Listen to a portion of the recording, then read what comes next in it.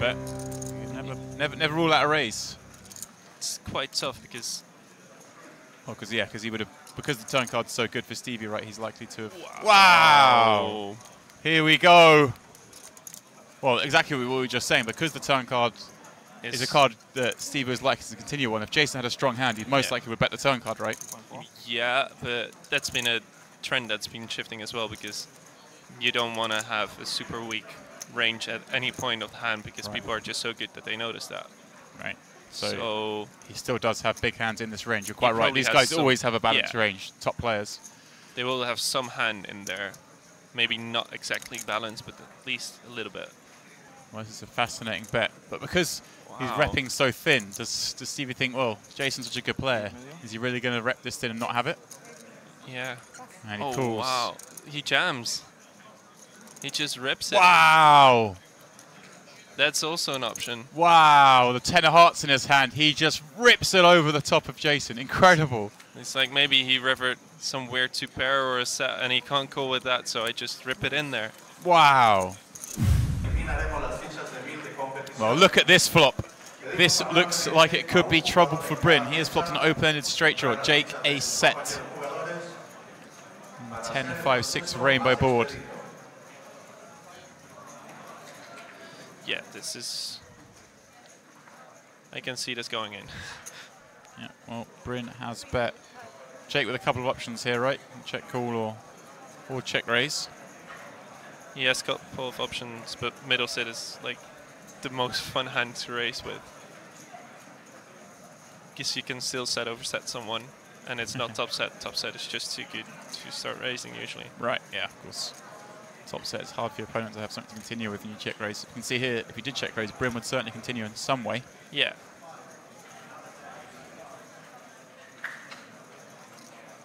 Oh. There's a handful of chips going in.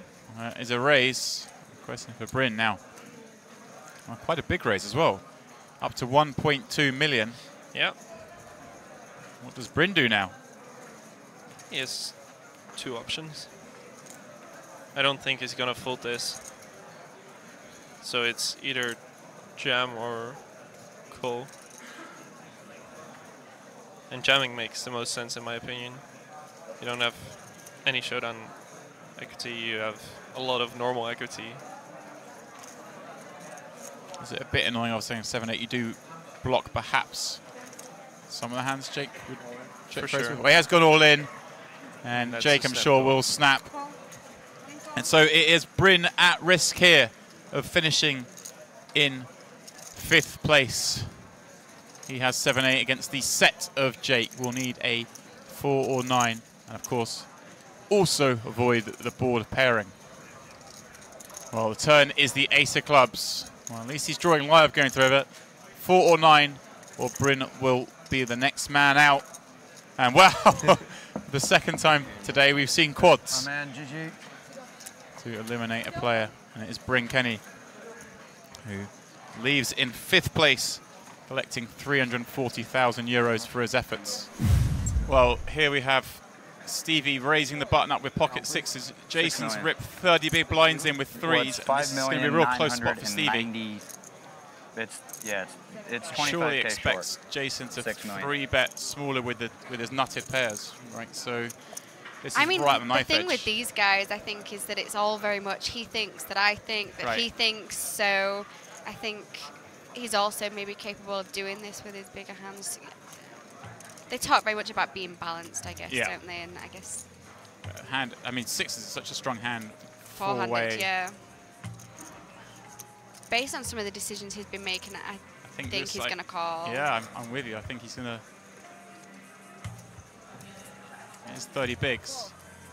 Yeah. He does call, and he'll get the fantastic news that he's in great shape against Jason Kuhn. Jason with 3s against 6s. Will need a lot of help if he doesn't want to finish 4th in this event. You feeling a 3? I'm not actually, no. Oh, King Jack 10. He does pick up backdoor diamonds. Well, Stephen will be very thankful he is against 3s. He wasn't beating much else by this flop. Jason all smiles at the moment. Yeah, now we're now you're talking split outs. King or a 10. 10 ball. He's not asking for the 3. He's not greedy. Man will take a split. But it looks like 7 on the river. Good game. We'll Good luck. seal Close it up. for Jason. Hey, good game. Keep it up, man. For Jake. It's like he will flat call. Heads up to the flop. He maybe feels he knows where Jean-Noël is at a lot of the time post-flop. Happy to see a board. Well, it's Jack 5-3. That's good. He just comes out barreling, and barrel's so big, he makes it very difficult, doesn't he? You know, as you say, 3 million chip bet. Into 1.5. Into... I think that's 4.5. I think that's the pre. Yeah, there you go. Okay. But still a big bet. Jake's eyes going back to his head there. Like you say, the one thing you also see is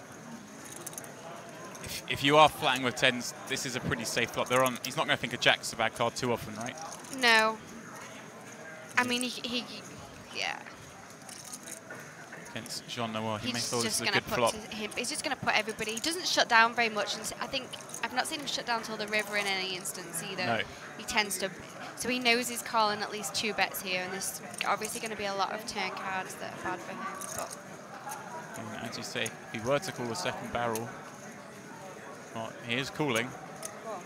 As you see, there is over 10 million now in this pot, and they both have under 9 behind. So you feel a second barrel might be for the lot. oh. Wow! Well, Jean-Noël picks up a gut shot, but Jake with a set won't be going anywhere, and this could be curtains for the Frenchman. He moves all in. Yeah. Jake makes the snap call, and straight away we have an all-in. Jean does just cover the American, so it is Jake at risk of elimination in this hand. But if he does lose, he will be down to absolute fumes. King. If the 10 doesn't come, Yeah, it would have been a different situation, but ace on the river, wow. Very, very unlucky. Caught his ace, but a little bit too late. So Jean-Noël left with just 700,000 chips. And Jake back up to chip lead again. He's all in. There he is. That's it right. Behind. Stephen will be calling at least.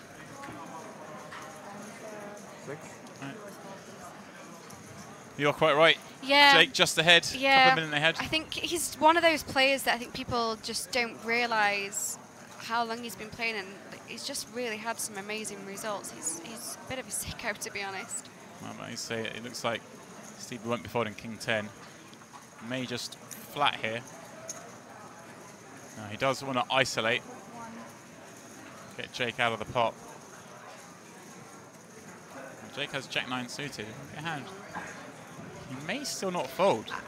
I would think that this is my favourite hand, actually, Jack 9 of diamonds. Well, then you've got to play it. I mean, diamonds have been hot on this table today. Yeah. It's important to note. The diamonds in the Party Poker logo. Obviously, aces are really my best hand, but if anybody ever asks me this, it's the hand that I always say is Jack 9 of diamonds. Not pocket threes, no, not pocket threes. I like pocket threes. Well, Jake does cool. So John Elise is going to get maximum value if he does win this hand. Maybe a side pot between these other two. I want to see his reaction if he flops a queen. Well, that flop no good for him. Stephen way out in front with top pair. John reduced to just a queen as an out. Steve's just got a bet here, right? Yeah, it should just go bet fold.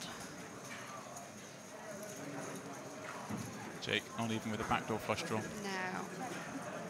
Oh wow, did he check? Right, He's trying to sneaky. induce. No, he does check behind. Turn a 5 again. Well, look at this. Stephen picks up the nut flush draw, or king high flush draw, sorry, as well. Not that it matters much, but does reduce both these guys to just 2 outs each. I think he surely bets now. I say a small bet, Tiny. 500,000. Queen on the river. And yeah, Jean does need an offsuit queen, or he will be eliminated in 3rd place. Come on, John, you can do it. Queen. It is the 9 of hearts. Stevie actually improves to a flush. And so as quick as that, we lose Jason in 4th and Jean-Noël in 3rd place. He does pick up 726,000 euros though. That's not a bad day at the office. Not bad at all. Well, Jake has a decision to make.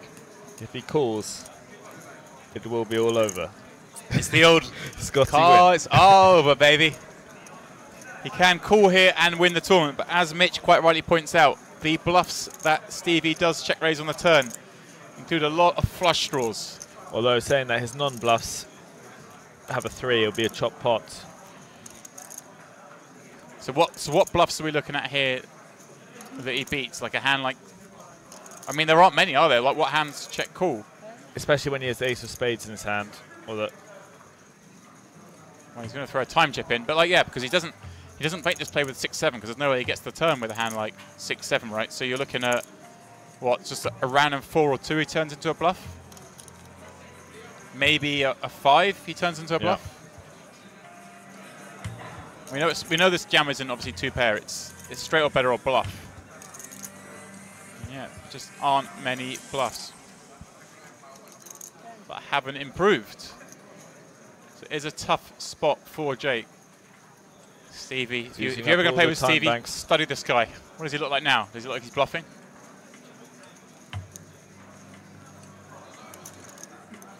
Jake, though, with a straight.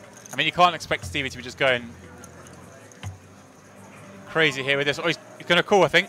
He throws the call in. Wow. He throws the call in. Stevie Great turns call. over the complete nothing hand. Jake has a straight. And that's your lot. That is the end of it. As quickly as that, it didn't like this pot could ever develop into something Mitch, but there it is. Stevie bluffing it off. It shakes his head. Nods his head, sorry. And Jake is your €100,000 super high roller champion.